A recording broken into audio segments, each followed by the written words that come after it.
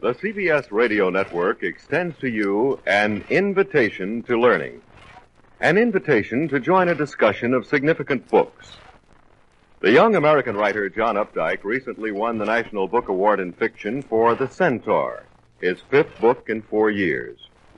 The Centaur by John Updike is the subject of Invitation to Learning today. Chairman George Crothers has as his guest Harding LeMay, assistant to the chairman of the board and to the president of Alfred A. Knopf and Company, and Andre Michelopoulos, book critic for King Features Syndicate. To begin Invitation to Learning's conversation about John Updike's The Centaur, here is George Crothers. On one level, The Centaur is a warm human story about the relationships between a boy and his father, someplace presumably in Pennsylvania. The father's a school teacher, and when the book opens, is apparently teaching class. Then he gets an arrow in his ankle, and pretty soon you wonder whether or not he is a man or a centaur. I think Mr. Updike has found a device to use in choosing a centaur in which he tries to take the rather mundane activities of a small Pennsylvania teacher and create within him a larger dimension by going back to the great classic teacher, a much wiser and a much greater man, and in doing this gives the book a sort of resonance it never would have in experience. Also, Mr. LeMay, a little bit of confusion at the beginning. I like to call that irony, but because I was not confused by it. Well, Mr. LeMay, I don't think I was confused by it either. I think it's a very gripping book. It grips your attention. You can't put it down. And there seems to be a search for truth, a search for the mystical sense of truth. All sorts of truths are being searched for there. And he perhaps gives us an intimation right at the beginning in the note that he puts at the beginning of the book, which is a quotation from the theologian Karl Barth, which says, "Heaven is the creation inconceivable to man, earth the creation conceivable to him. He himself, the creature on the boundary between heaven and earth." So I think that's what he's been writing in this book, is that creature, and using both heaven and earth. It seems so. I can't conceive of this book having been written without some device, whether it was a centaur or something else. Well, and the centaur being the kind of an animal it is, Mr. LeMay, half god and half animal. Yes, and so that it allows Mr. Updike the freedom to go between the lower elements and the higher elements of human experience. After all, man is half god and half animal. Yes. And that's what he wants to say, I think. And the teacher in his classroom, the father in his home, represents both ends of the human being. But you see, I think Mr. Updike has chosen in the Centaur a quite remarkable way of taking a 15-year-old boy and showing within his own father how we are taught. We are taught by the man in the kitchen at home, our father, and we're taught by the teacher in the school. He has combined the two. And so that I had a sense halfway through this book that he was writing about most of us at 15 in a way, whether this was our specific father or our one specific teacher, that he had found a link for the 15-year-old. I think he's also saying, Mr. LeMay, that we are taught when we have the good fortune to have a father who has great affection, great love. Yes. We are taught by that family affection too. And there is the parallel possibly with the centaur, because Chiron, the centaur, had the greatest affection for Achilles, whom he brought up. Yes. We get that all through Greek mythology. We also get it in a small, short section. That's true. With Chiron and his students. Yes. And it is ironic to me that you switch from that to Caldwell, the father in this book, and his students, who are really delinquents, most of them, it seems to me. And they're not delinquents, they're rather dull and stupid. Yes, well, nonetheless, he has affection for them. Oh, yes, yes. And in spite of the fact he's insulted by them, that man, the student Diefendorf, is up to all sorts of horrible tricks all the time in class, more than horrible tricks, horrible behavior, and is really insulting and a trial to him.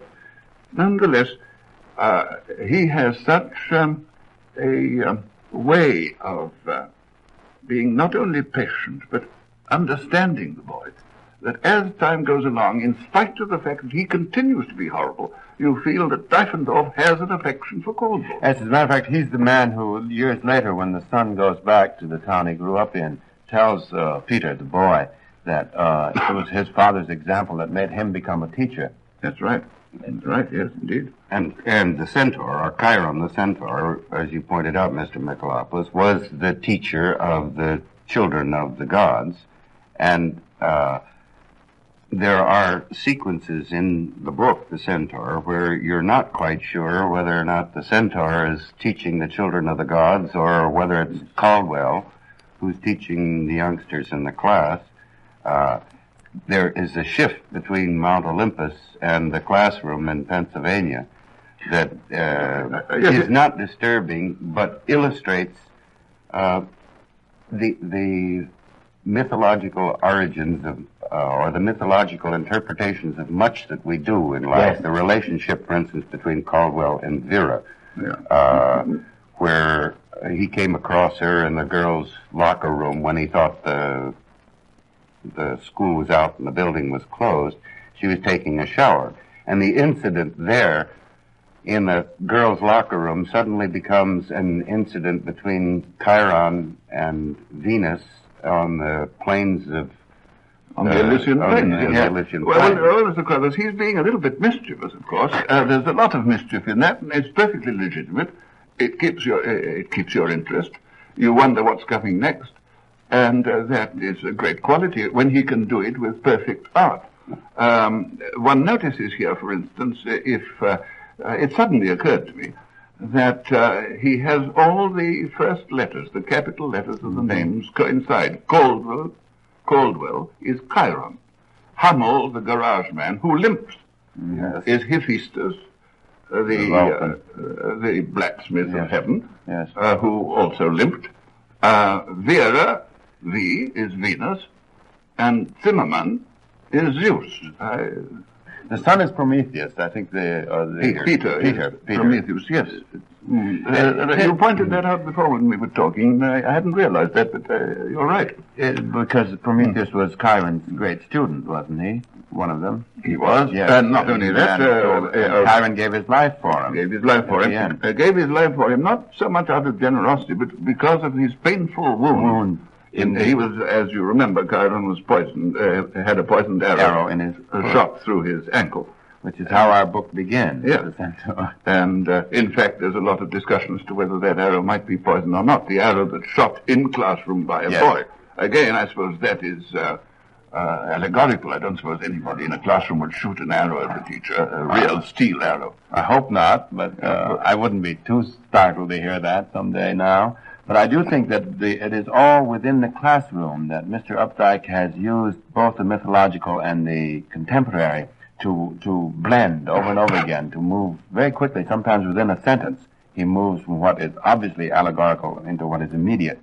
And this is not true in the scenes at home with his mother and his grandfather and his father. It's not true when they're in a snowstorm, that marvelous scene, or when the car breaks down earlier. This is a story of a series of mishaps, actually, between a father and a son. Well, then tell me, Mr. LeMay, is the wound in Caldwell or Chiron's heel a real one, or is this simply a wound to his soul, where he's trying to uplift all of these Helians in his class and teach them a little something? Well, Mr. Crothers, I don't think one should examine that too deeply. I don't think perhaps Updike would want that. I'm not sure it can be defined. It is. He may never defined it himself. It's part of his artistic mischief. Yes. Which is very good. I mean, you just feel it.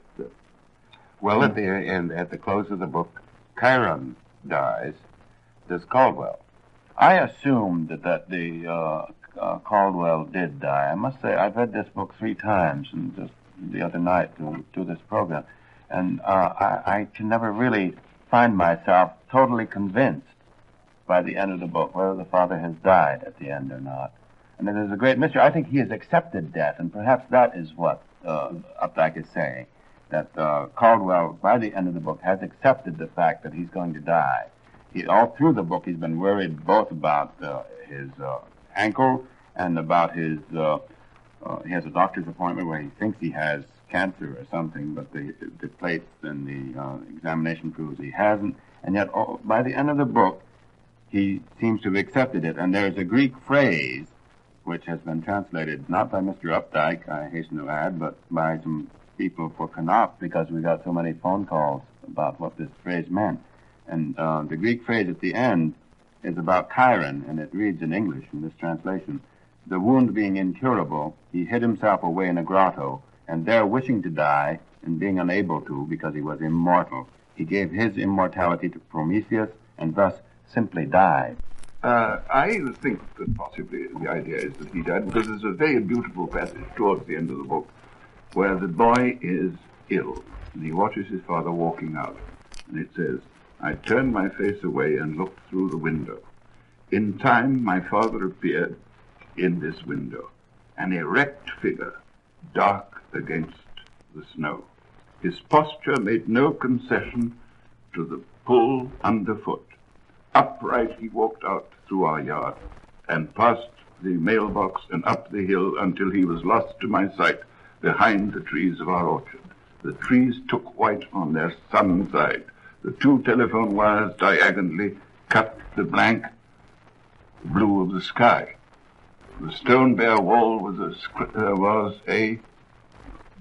type is very bad here, was a scumble of umber. My father's footsteps, thumbs of white in white. I knew what this scene was, the patch of Pennsylvania in 1947, and yet what I did not know was, in my softly fevered state, he was mindlessly soaked in a rectangle of colored light. Well, I'm afraid I read that rather badly, but the impression that he wants to give there is of the father walking out of the son's consciousness and possibly out of life. Yes.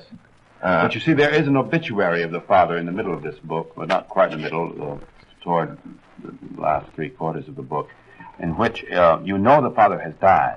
You don't know, he never establishes when. It's that year.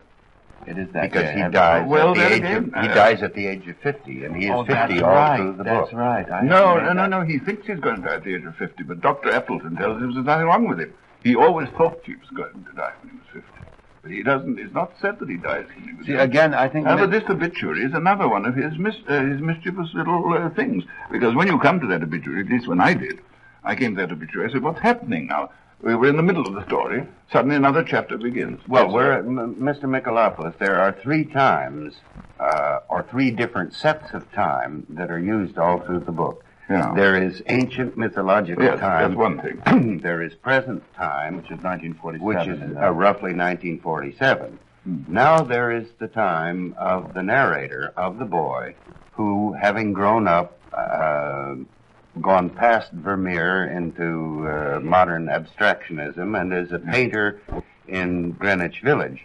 Now, it's in that section, is it not, that the obituary comes, where he is thinking about the past, and in order to give you solidity for what it is he's thinking about, he puts this obituary in there. Well, I agree with you, Mr. Crothers, that the father does die within the 1947 section, though, because not only of his age, but because it says at the end of the obituary that the son and the mother and the mother's father are living in the farmhouse in whatever the little town was near the school town. And it seems to me that whether there's a great deal about Dr. Appleton not being very competent all through this book. So I just wonder if anyone should take Dr. Appleton's diagnosis seriously. Well, I don't think the whole thing matters. I think that obituary is very interesting. It's much too long for the sort of person Caldwell was, but not in a small not town. in a small town paper. All that? Oh yes. Not for your local school teacher either. I should have thought with all your travels across the United States and your lectures, you would have picked up a small town newspaper and read an obituary almost exactly like that. The nearest thing that I come to an obituary in a small town is some ladies' club president introducing me. Well, that's a different kind of small town. I would like to say that Mr. Updike has, to my mind, one of the greatest talents in American literature, actually, about small towns. I grew up in a small town, and to me, no writer since I've grown up has ever given me that sense of being back in it. Well, no young writer, at least in my experience, deals so effectively here with the whole problem of death and acceptance of life as a temporary effort on this world to be as much God as you possibly can. And here is this school teacher who really probably shouldn't have been a school teacher in the first place, but who's done the best he can and is just physically and spiritually worn out. And at the end, he goes out to try to rescue the Buick in the snow and simply gives up. That's a dramatic passage, and it's so true to life. I mean, yes. All the material in this book about automobiles, I don't drive. It's utterly fascinating to me. These people are so victimized by their automobiles. Yes, but this is a broken down car that this poor school teacher bought it second-hand, third-hand, fourth-hand from his friend Hummel, the garage man, who managed to get it out of a lot. It had been abandoned, put it together, and it's just on its last legs, and so it breaks down on every possible occasion. But it's a very dramatic and pathetic incident. But you see, again, Updike has a great nostalgia, it seems to me, for a different kind of life than most of us know in this country now. And the mother's insisting on their moving to a farm where the father does have to drive then to back and forth to school in very bad weather. And the father at one point said that he'd always wanted to work where he could walk to work. But the mother has the feeling, as I think many Americans have, that a farm life is simple and it's the answer to a lot of the deep needs in us. Well, that close to the earth. That, Mr. LeMay, had been her life when she was a young woman with the old man, her father. And she has managed to acquire 80 acres, which is quite a farm. Yes. And then she wants him to work on that farm. He doesn't want to. And neither does his son want to. He says, Cassie, I want to be frank with you because you're my wife. I hate nature. It reminds me of death. All nature means to me is garbage and confusion and the stink of skunk. Nature, my grandfather pronounced in his stately way, is like a mother. She comforts and chastises with the same hand. Well, those are two different points of view. Caldwell is a fairly sophisticated man. Certainly. And the grandfather isn't. And the grandfather's an old farmer. Is an old farmer. And all of Updike's 3 novels deal with this conflict between the sophisticated knowledge of life, the sophisticated desire to do something with one's mind and one's energy, and the older more traditional group in Pennsylvania who want to work on the farm. This is one of the great problems in Rabbit Run and in the Poorhouse Prayer. And it seems to me that he has, in his own words, put his finger on much of what he feels about the artist and about all the subjects in this book when he refers to the 3 generations of his family, young Peter being an artist, as priest, teacher, artist, the classic degeneration. Yeah. Today we're quite apt to reverse those things, you know. We have to think of the artist as the summit of that. Yes, Updike is strangely conservative in his modernism. Yes. Oh, yes, and very. And also, I think he has found, he seems to find nobility in both sides of the question. Oh, he's not an iconoclast. He's not. There's nobility in teaching. There's nobility in the farm life. He sees the mother's point of view. Incidentally, there is a problem of relationship between the father and the mother, between George Caldwell and Cassie. They love each other very deeply, and yet their points of view are diagonally opposed. And the son tries to protect them both from each other, or to evade this. He has little secrets with his mother about his father, and he has a really quite remarkably warm attachment to the father. In contemporary literature, that's almost unheard of. And at the same time, he can't bear seeing his father look so shabby. Well, there's that love-shame involved in this. You don't want your father to make a fool out of himself. Yeah. And the boy buys a pair of gloves for his father for $9 he couldn't afford, and the father throws them in the back seat of the car, never wears them, even though his hands are very cold. And then they're stolen by a hitchhiker they pick up, who is really a fantastic character. That incident of the hitchhiker in itself is like a little story out of Maupassant. Yes. It is beautifully told. Well, that was the chapter that originally appeared in the New Yorker. In the New Yorker. Did it? Yes. But you have both, you gentlemen now, have mentioned something in the past few minutes that I think probably ought to be connected. The father's preoccupation with the fact that he's going to die runs all through the book. Nature reminds him of death. Nature is, in this sense, not just birth, but it's what the father sees in it is the rotting of things. He sees this in his own body. He's preoccupied with the fact that he's going to die. And yet, at the same time, he's preoccupied with the fact that he ought to do something worthwhile before he dies. Now, in this sense, this is a very religious book. Oh, yes. Oh, yes, it is. And there are other things. I mean, in that scene which we just talked about with the bum, he is compassionate to him. There's another passage somewhere where he talks about passing, sometime in life, the father passed in front of a saloon where everybody was drunk. And his remark is, all joy belongs to the Lord. Oh, yes. Mm. That was his father said that, but he brings it out. All joy belongs to the Lord. You see, there's that, again, that religious preoccupation. But you see, if it is religious, and I agree that it is that religious sense that says you must make the best use of yourself that is possible because you don't belong to yourself.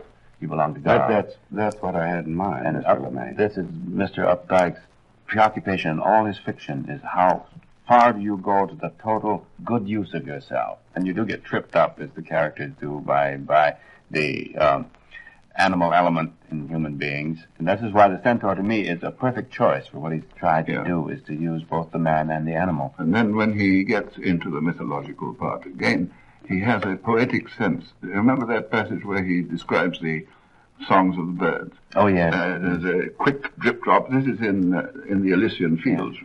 Chiron is in Chiron's domain. The quick drip drop of bird song released as if from a leaden ceiling, rich in elements. Some songs were water, some copper, some silver, some burnished rods of wood, some cold and corrugated fire. That's beautiful writing. Well, he can't be matched as a stylist today, I think, among his contemporaries. In the passage that Mr. Michelopoulos just read, I'm impressed by the fact that this is almost poetry. It is, yes. This use of, in his style, he uses words not necessarily in their literal or in their cerebral sense, but in the emotional evocation that they bring. Well, he uses all his materials, and they are sounds and feelings. Yes. Well, he uses all his material that way. His characters, his situations, so that he will not limit himself to the naturalistic. Then the boy is a painter. I mean, has a passage, we haven't time to read it, but he has a passage in which he evokes the beauties of the countryside in Pennsylvania. Yes. That little cottage there with the smokestack and little bit of smoke coming out, and the fields behind it. It's like a picture from Dürer.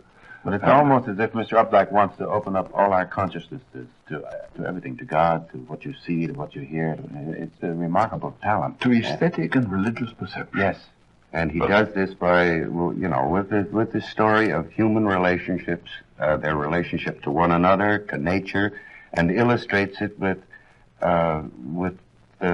pictures from Greek mythology, which are still, in Mr. Updike's language, as real to us today as they were in the time of the ancient Greeks.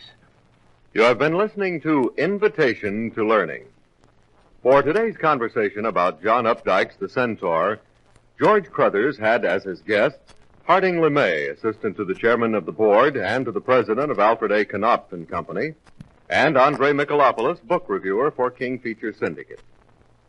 Invitation to Learning is produced by Dr. Crothers and is a pre-recorded production of the Public Affairs Department of CBS News.